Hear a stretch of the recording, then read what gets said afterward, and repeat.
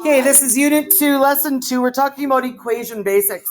So it says using equations to describe patterns. An equation shows a relationship between two or more unknowns. Those are called our variables.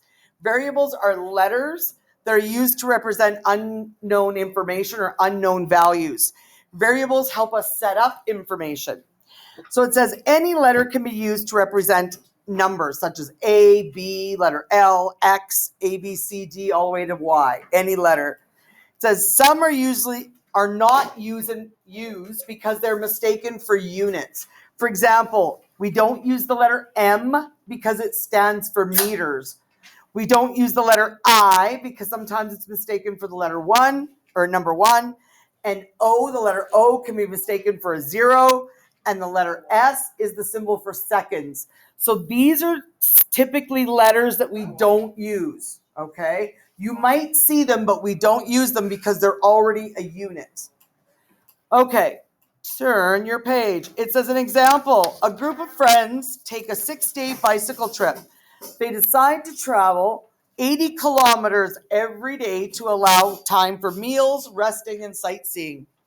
So we have a table here. This is called a T table or a T chart.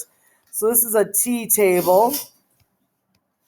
Now T tables can go vertical or horizontal. This is a left to right horizontal one.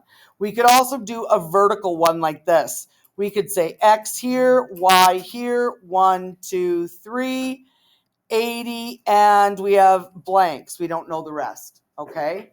So in order to fill these out, if we're traveling 80 every day, that means we're counting by 80s. So I would add 80 to get my next number. So on day 2, it would be 160. We're adding 80 every time. We're adding 80 every time. So what would number 3 be if I add 80? 240. Now add 80 more. It'd be 320. It is 320. Okay, now we're going to add 80 more. 400. We're going to add 80 more to give us 480. Good.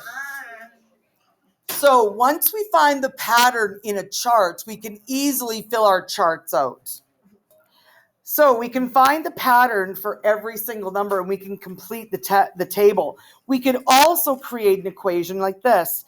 We could say X equals the number of kilometers. Okay? Or in this case, they used the letter Y to equal the total distance in kilometers. And they had X equals the day of the trip. So we know how many days and how far they went each day. They went 80 kilometers each day. So I could create my equation and say 80 times the day. Okay, times the day number. So if I wanted to find out on day 7, I would say 80 times day 7. And I would find my answer. And that's going to give us 560 kilometers on day 7. So we can find our patterns by adding or by multiplying, and sometimes by dividing. All right, turn your page. The next one, it says, when we see a relationship or pattern between numbers, and when we find it and we discover what it is, we can make predictions. Just like with the last question, we wanted to know how far they traveled on day 7. Well, day 7, we continued the pattern and we created our answer. In this one, they've shown us our pattern already. This is our pattern. The equations show us our pattern. So it says we have 2 times the X number plus 1 is going to give us the Y number. So if I want number 7, so for day 7, I have to do this. I have to go 2 times the 7 plus 1. I'm working on this number right here. I'm putting X where the X number goes. So my equation is 2X plus 1 equals the Y number. So wherever the X is, I'm putting in the number that belongs in the chart, and we're trying to figure it out. Now we're going to do BEDMAS and solve. So when we do BEDMAS, 2 times 7 is 14. We add 1, we get 15 equals y. So whenever it's 7, we get a 15. Now we can take a look at the pattern in the chart. So the chart pattern, what is everything adding or subtracting every time? So if I look at my chart, I'm going to 7, then to 9, then to 11, then to 13. What am I adding every time? I'm adding 2. I'm skipping a number, right? So I'm skipping a number, which means I'm adding 2 every time. So if I continue my pattern and add 2, I should get my favorite number 17. And then I'm going to add 2 more to continue my pattern and get 19. Okay? So you're continuing the pattern in your chart. Here's another example. So with this example, we want to find out what the pattern in the chart is. On the left, they're adding 2 each time. On the right, they're adding 8 each time. So to 47, I'm going to add 8. How big is 47 plus 8? I don't even know. Like 54? 55. You're really close. All right, add 8 more. We're adding 8.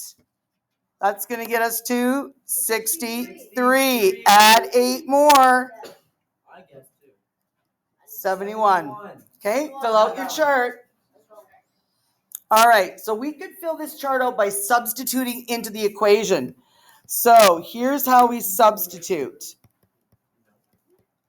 into the equation.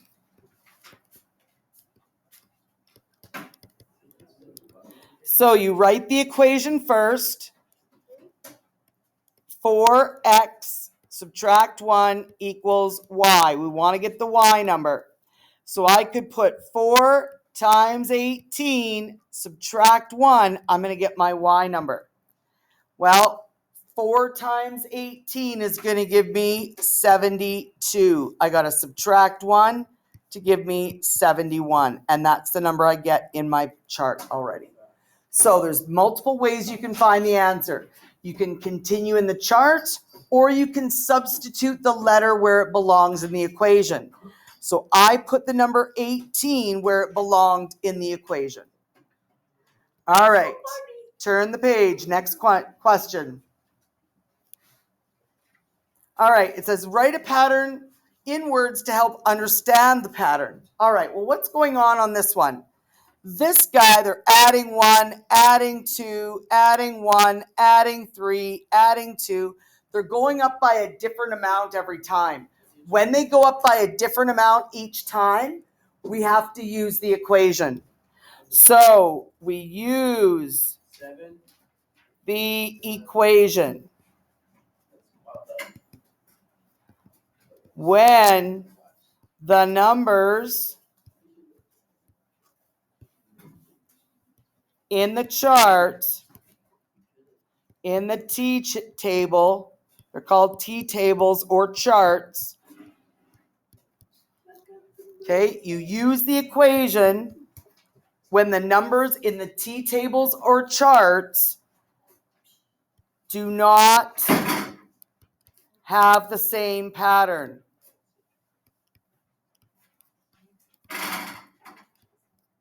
So that means they're going up by different amounts. One might be adding 2, then the next adds 3, then the next adds 1, then the next adds 4. If they're going up by different amounts, we got to use the equation to solve for the answer. So, for example, for my prediction, I want to find x I want to find y if x equals 15. And right now we don't know because we can't fill in the chart. Meaning if I wanted to continue my chart and go 12, 13, 14, 15, I'm not able to continue the y list because they're going up by different amounts.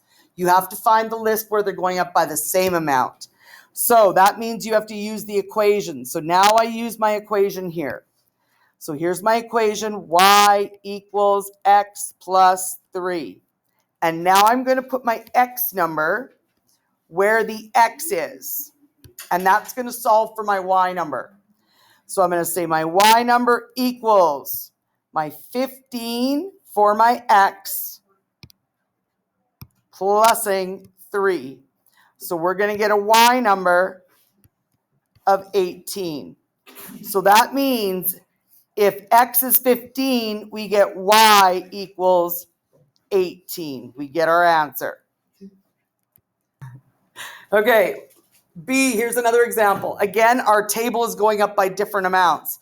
It's going up by 2, then 1, then 3, then 2, then 1.